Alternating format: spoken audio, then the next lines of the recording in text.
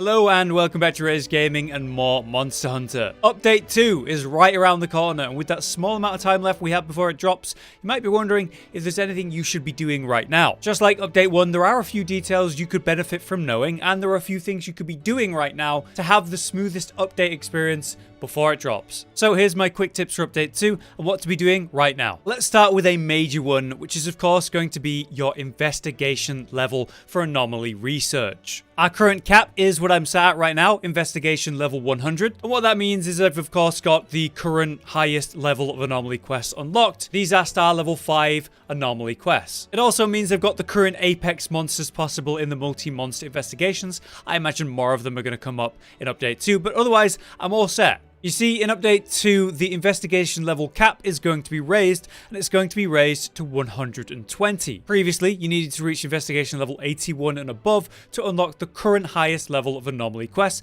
at star level 5, as we just looked at. But in Update 2, we are expecting the method to unlock star level 6 anomaly quests will be the same concept. Maybe it'll be 10 levels higher, or 20, or more. We expect that maybe 91 or 101 is going to be a reasonable requirement. But therefore, if you want to get the new Afflicted monsters in your hunts ASAP, it is likely you're going to want to be at least level 91 or higher for your investigation before that update. If the permanent anomaly quests are unlocked at level 101 and above, which would make sense to me, reaching the current cap of 100 before the update is a wise idea. Fortunately, there are other reasons to do this as well, making it more worth your effort. So a second great idea in prep for the new master rank and investigation level requirements is going to be have at least a high level of all the major monsters, if not all, as an investigation right now. As you can see, I've got a 71 Anjanath, a Tigrex, Sergios, Zinogre, Astalos, Rathalos, Diablos, and so on and so on and so on. I've got a lot of them ready to go, and that comes down to research requests here. Complete these requests is nice, right? You get a pile of coins, and then we can spend those to get maybe a mantle you need,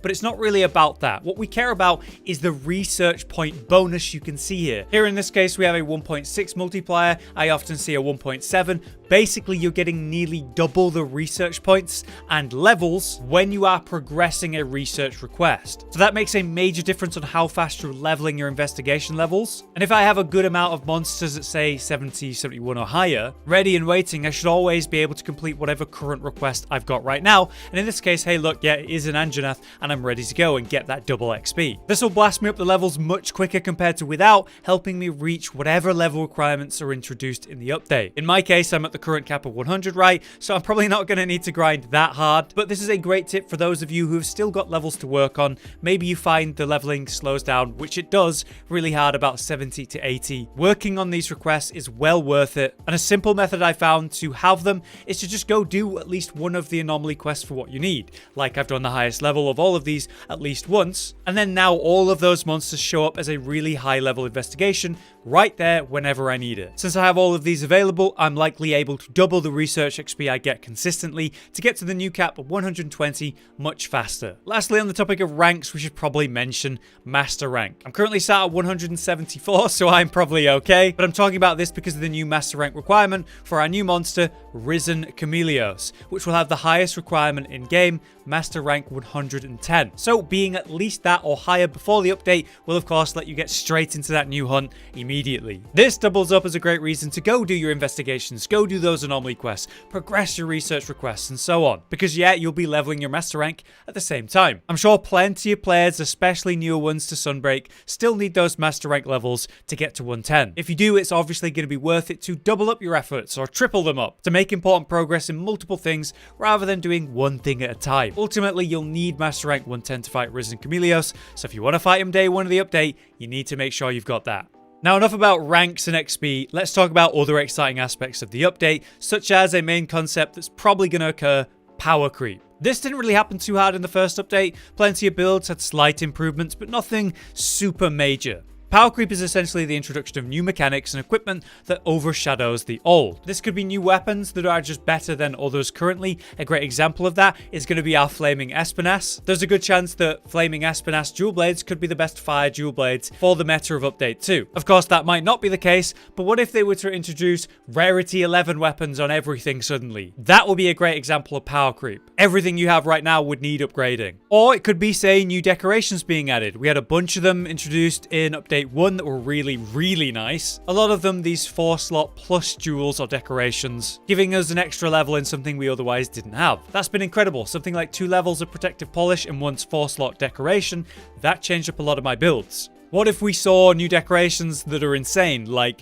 having 2 levels of attack, or crit eye, or crit boost, all on 1 4-slot decoration? Plus, there's plenty of other top-tier skills that could do with a plus version. That'll change up the meta in a major way. It could also be new talismans, with better levels on skills, or entirely new skills previously not possible on a talisman. Basically, you'll want to be prepared for your current setups to be outdated in this update and future updates. Now, it's possible in this update it won't happen too hard. Maybe it'll just be minor improvements again like update 1, but when we consider the new monster type Risen, in the case of Risen Chameleos, and potential Risen tier equipment, it might be a lot more noticeable this time. With new equipment means upgrading your armor all over again, which brings me to my next point. In Update 2, all of our armor is going to have a level cap increase, meaning you upgrade armor, and previously, say, with these gloves here, we'd be able to level it to 7. That level cap of 7 is going to be increased. That's going to give us a lot more defense, but it's also going to be very expensive to do.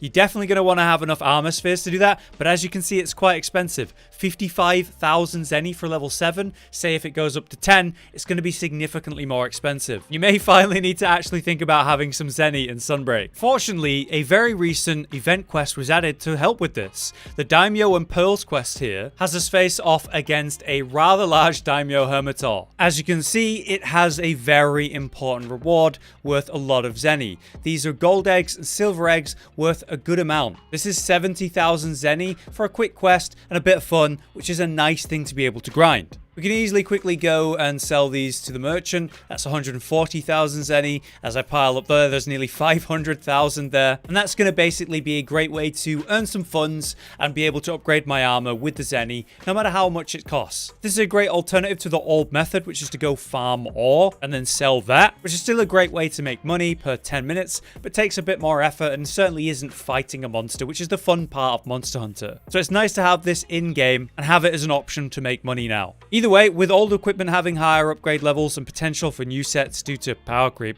you'll be upgrading a lot of gear in Update 2.